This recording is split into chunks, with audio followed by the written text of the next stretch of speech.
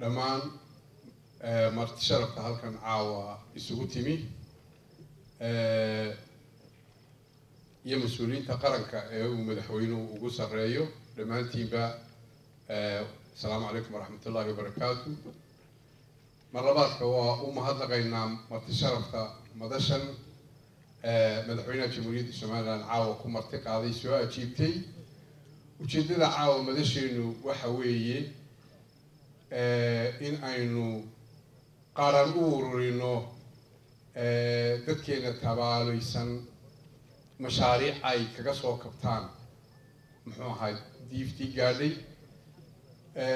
guddiga madaxweynuhu u magacaabay oo 25 xubnood ka kooban oo ah dad ka kala duwan sidii khudbadda madaxweynaha ku jirtay noocyada bulshada kala duwan culimadii leh ururada bulshada kala duwan leh xisbiyada mucaaradka ay ku jiraan xubno wasiiriin ku jiraan waxay muddada 45 cisho xaqiijin doonaan inay qaaraan ka ururiyaan كدبنا أي كفريان شن محصول وهلكن مدحوينها قرقوا كأخري كو وحانو كسو دابولي دونا أما كسو قري عيني دونا لباتن كل أو قيس دقاريا أو كبركعي حلقي أبارتا للكودي قارهان انتو دا بدنا ما انت قلبيت جوكتو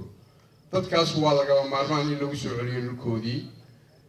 waxaa si weyn bay u soo dhaweeyeen dadkii walaalahooda ay u tageen naf weyn la naf qaybsadeen beertii yareeday haysteen buu mid waliba u furay xilliga roobku daayay wuxuu u baahan yahay walaalkiisii uu soo dhaweeyey inuu u baneeyo beertii siduu isaguna u qoto waa mas'uuliyad weyn oo qaran waxaa kaloo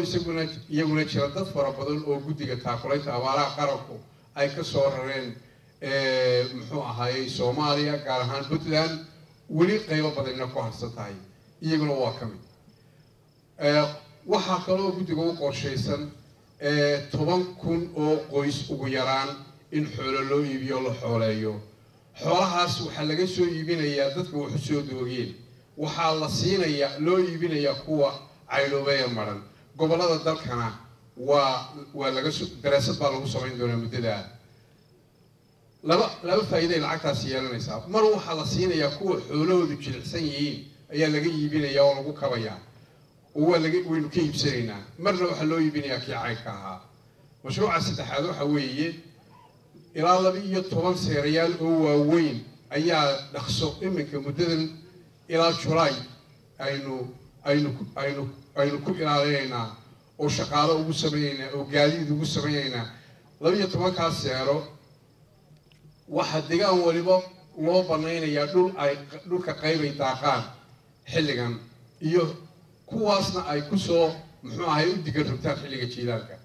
maxsuulka afraad waxa weeye 25 ceel oo dhaadheer iyo 20 balli in lagu qodo isaguna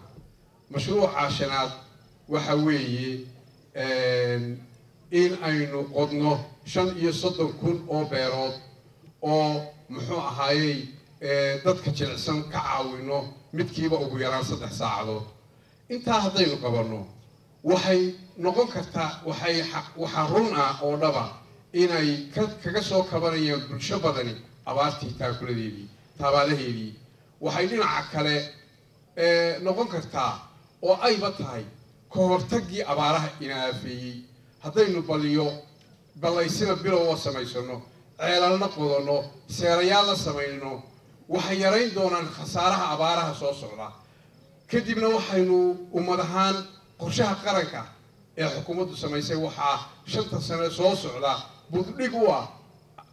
muxuu ahaayay in ummadan nolosheeda la jiheeyo wax laga bedelo ummadan inay wax la soo baxdo in qaabka xoolaha u dhaqato wax laga bedelo xoola raacataynahay inaynu xoolo dhaqato noqono qaabkaynu wax u beerano wax laga bedelo ummad tacab leh oo muruqeeda iyo maalkeeda iyo maskaxdeeda adeegsataa noqono waxaynu u baahannahay cultural transformation inaynu dhaqankeena dib u bedelo waxaynu u baahannahay ummadahaan inaynu dib isu habayno shaqo aad u badan baa inoo taalo oo ka badan yooyootanka iyo fadhi ku dirirka waxa hawshaas si aan u bilowno gudi ahaan xalay madaxweynaha Jamhuuriyadda Soomaaliland wuxuu marti qaaday ganacsatadii waaweynay group A-ga ahayd qaybtii intii dalka ka maqnayd marka laga tago intii timi madaxweynaha u timi xalay madashii waxa shirkadaha uu xalay ka madaxweynaha khudbadiisa ka mahad celiyay shirkadda dahabshiil waxay ugu deeqday mashruuca ka soo kabashada abaaraha 200,000 oo dollar shirkadda Telesom Group waxay iyaduna ugu deeqday 200,000 oo dollar shirkadda Som Cable waxay ku deeqday 200,000 oo dollar shirkadaha haamaha shidaalka berbera BOG waxay ku deeqeen 100,000 oo dollar xalayto 700,000 oo dollar ayaa waqti 30 milyan gudahooda ay ganacsatada waaweyn ee madaxweynaha xalay u yimi ay ururiyeen taasi waxay ka markhaati kacaysaa inaynu nahay ummad isku tashan karta waxna qabsan karta dhaqaalihii 10 milyan ee aanu qoondaynay oo 6 milyan oo ka mid ah shacbiga Soomaaliland aanu ku tala jirro inay bixiyaan inta kalena ay bixin doonaan shirkadda DP World ay iyaduna inoogu deeqday 2 milyan oo dollar inta kalena ay qaybna xukuumaddu bixinayso oo kharashaadkii ku bixi jiray munaasabadaha qaranka dabaaldega lagu wareejiyay guddiga dhammaanteedba siday u dhan tahay waxa aanu aaminsanahay xalay marka qaybtii laga doonayay shacbiga Soomaaliland 150 ayaynu ururinay caawa waxa halkan nala jooga aanu ku marti qaadnay shirkadihii ganacsatada ahaa B iyo grade B iyo grade C iyo dad kale muwaadiniina oo aanu filaynay inay wax ku deeqaan waxaanu qorshahayagu noqonayaa waxaanu halkan ka yeelin doonaa shirkadihii ganacsatada grade B-ga shirkadii joogta waxaa dhalinyaro fara badan oo hawsha qabanaysa halkan tuban mikrofoonka loo dhiibayaa waa goorta sadaqaadu jahriga ay ku wanaagsan tahay ugama jeedno istus iyo qofka in la barashar gareeyo qofku isaga u xora waxa uu bixinayo shirkadaha waaweyn xalay madaxweynuhu qaaraan buu weydiiyay wuxuu waxa bixiya wax bixiya iyo de wax ka yara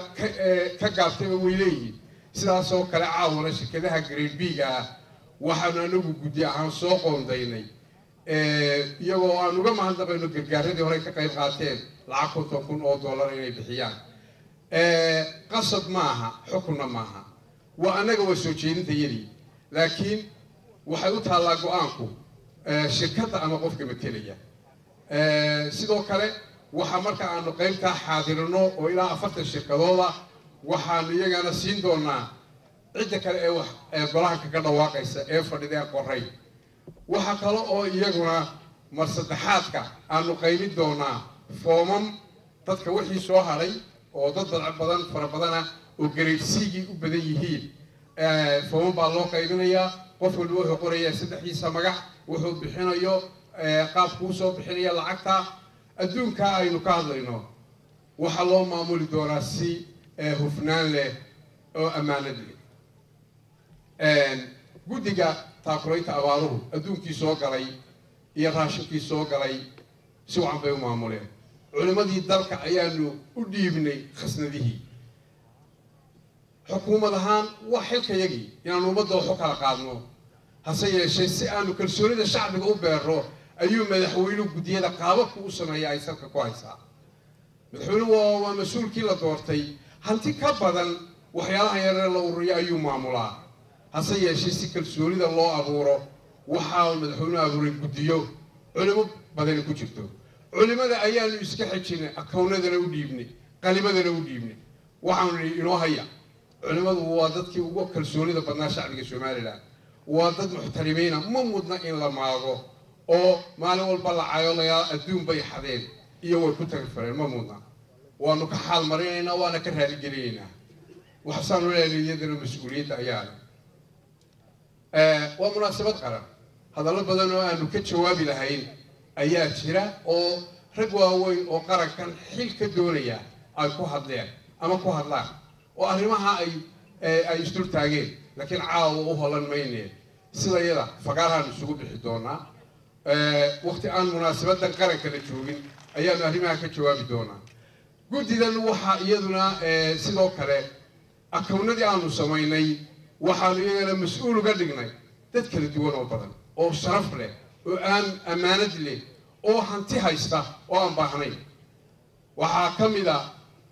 guddoomiyaha rugta ganacsiga oo garabkayga jooga maxamed shukri jaamac waxaa ka mid ah sheekh cabdiraxmaan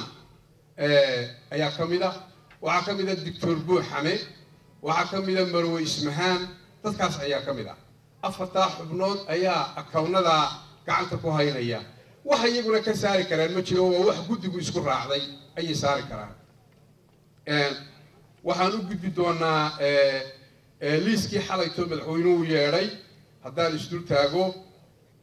afartaa shirkadood ee waxbixiyey marka laga tago waxaa ka mid ah shirkadda Dero Group oo qaadaankii laga sugayo waxaa ka mid ah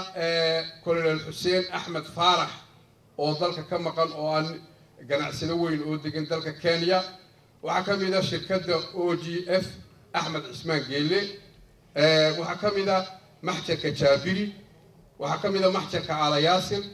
waxaa ka mid ah Kawsar Afdiinle waxaa ka mid ah shirkadaha shidaalka dalka Jamhuuriyadda Soomaaliland ka baaraya oo ilaa 3 shirkadood ah shirkadahaasi waxay shirkadihii waaweynaa ee xalayto madaxweynuhu marti qaaday waxaa ka mid ah Omar ganacsada jaamac Omar oo isaguna dalka ka maqan dhammaan shirkadaha iyo ganacsatada maqan qaadaankii waanu ka sugaynaa waxaanuna leenahay dadkiinu waa idin baahan yihiin